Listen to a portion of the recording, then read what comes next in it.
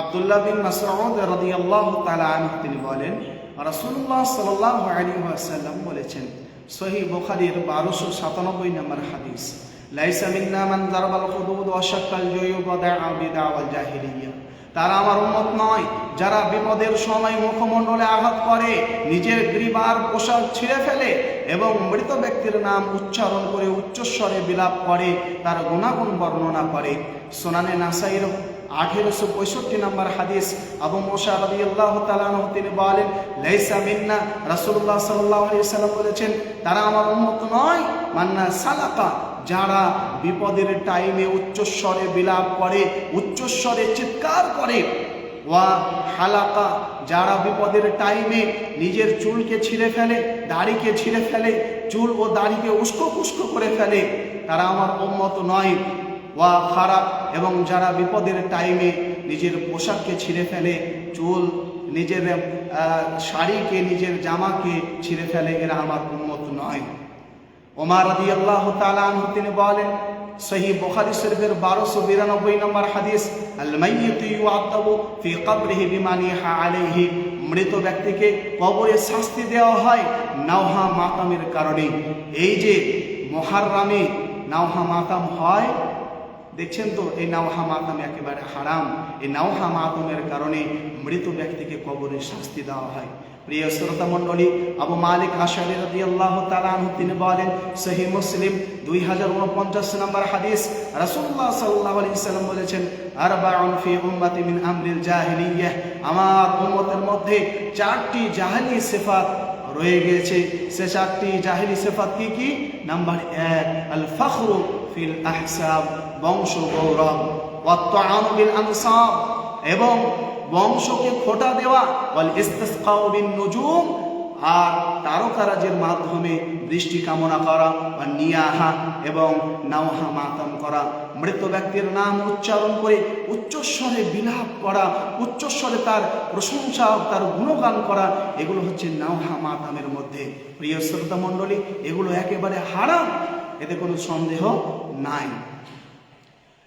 আম্মাজান আয়েশা রাদিয়াল্লাহু তাআলা আনহা তিনি বলেছেন, লা যারারা ওয়ালা জিরারা ফিল ইসলাম, সুনান ইবনে মাজাহ 2340 নম্বর হাদিস, নিজের ক্ষতি করা যাবে না এবং অপরকেও কষ্ট দেওয়া যাবে না।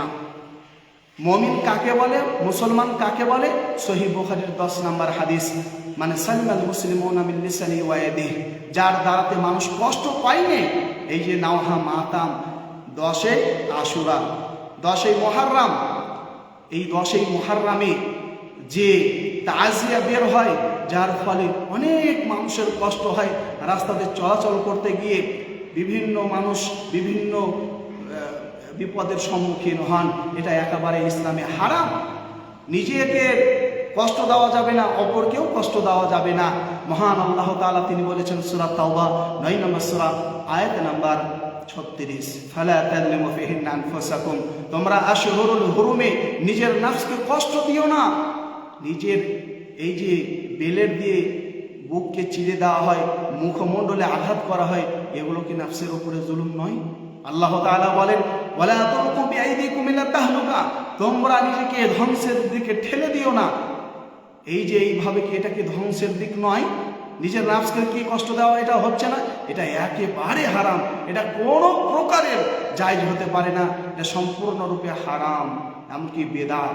আম্মাজান আয়েশা রাদিয়াল্লাহু তাআলা আনহা তিনি বলেন, সহিহ মুসলিম 1 নম্বর খণ্ডের 1718 নম্বর হাদিস, মানে আমিলা আমালান লাইসা আলাইহি আমরুনা ফাহুয়া রাদ, যে ব্যক্তি এমন কোনো আমল করলো যাতে রাসূলুল্লাহ সাল্লাল্লাহু আলাইহি সাল্লামের কোনো নির্দেশনা নেই, রাসূলুল্লাহ সাল্লাল্লাহু আলাইহি সাল্লাম করেননি, বলেননি, সমর্থন করেননি, সে আমল বাতিল, আর এটাকেই বেদাত বলা হচ্ছে। দেখুন, বেদাত এমন একটি জঘন্য কাজ। আল্লাহ নবী বলেছেন, সুনানে নাসাইর হাদিস 1835 নম্বর হাদিসে বলা আছে, আল্লাহ নবী সাল্লাল্লাহু আলাইহি সাল্লাম বলেছেন, কুল্লু মুহদাসাতিন বিদআহ, প্রত্যেক নব আবিষ্কৃত ইবাদতের ক্ষেত্রে এগুলো বেদাত। আর কুল্লু বিদআতিন দালালা, প্রত্যেক বেদাত হচ্ছে ভ্রষ্টতা, আর কুল্লু দালালাতিন ফিন্নার, প্রত্যেক ভ্রষ্টতা, প্রত্যেক বেদাতই এরা যাবে জাহান্নামে। প্রিয় শ্রোতা মণ্ডলী, আপনারা কি জাহান্নামে যেতে চান? এই যে কারবালার ময়দানে যেসব কাণ্ডগুলি হয়, একেবারে শরীয়ত বর্হিত কাজ, শরীয়ত বিরোধী কাজ। আপনারা কি জাহান্নামী হতে চান? যদি না হতে চান তাহলে খবরদার আপনি যাবেন না। আম্মাজান আয়েশা রাদিয়াল্লাহু তাআলা আনহা তিনি বলেছেন, আম্মাজান উম্মে সালামা হাবিবা রাদিয়াল্লাহু তাআলা আনহা তিনি বলেন, লা ইয়াহিলু লিইমরাতিন আন তুমিনা বিল্লাহি ওয়াল ইয়াউমিল আখির আন তুহিদা আলা মাইয়িতিন ফাওকা সালাস। কোন ঈমানদার মহিলা মৃত ব্যক্তির 3 দিনের বেশি শোক পালন করতে পারে না, ইল্লা আলা যাওজিন আরবাআত আশহুরি ওয়া আশরা। তবে যদি মৃত ব্যক্তি স্বামী হয়, তার স্ত্রী 4 মাস 10 দিন কি করবে? ইদ্যত পালন করবে, শোক পালন করবে। 3 দিনের বেশি শোক পালন করা না যায়, হারাম। তাহলে ইমাম হুসাইন রাদিয়াল্লাহু তাআলা আনহু তিনি কত দিন আগে মারা গিয়েছেন, তার শোক এখন কিসে? কিভাবে? এটা তো শরীয়ত বলে না। আর যদি মেনে নি শোক পালন করতে হবে, তো শোক কিভাবে পালন করতে হবে?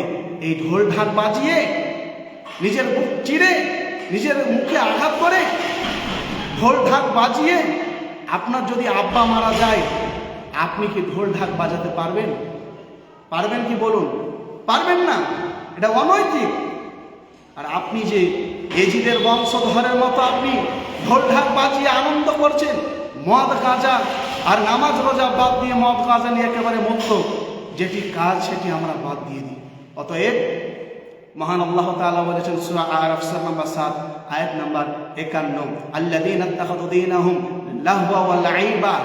যারা দিনকে খেলতামাশা বানিয়ে নিয়েছে ঢোল ঢাকের মাধ্যমে, আল্লাহ তাআলা বলছেন তাদেরকে আমি ভুলে যাব কিয়ামতের দিন এবং ছেড়ে দেব, অর্থাৎ নাতরুকু ফিন্নার, তাদেরকে আমি জাহান্নামে ছেড়ে দেব।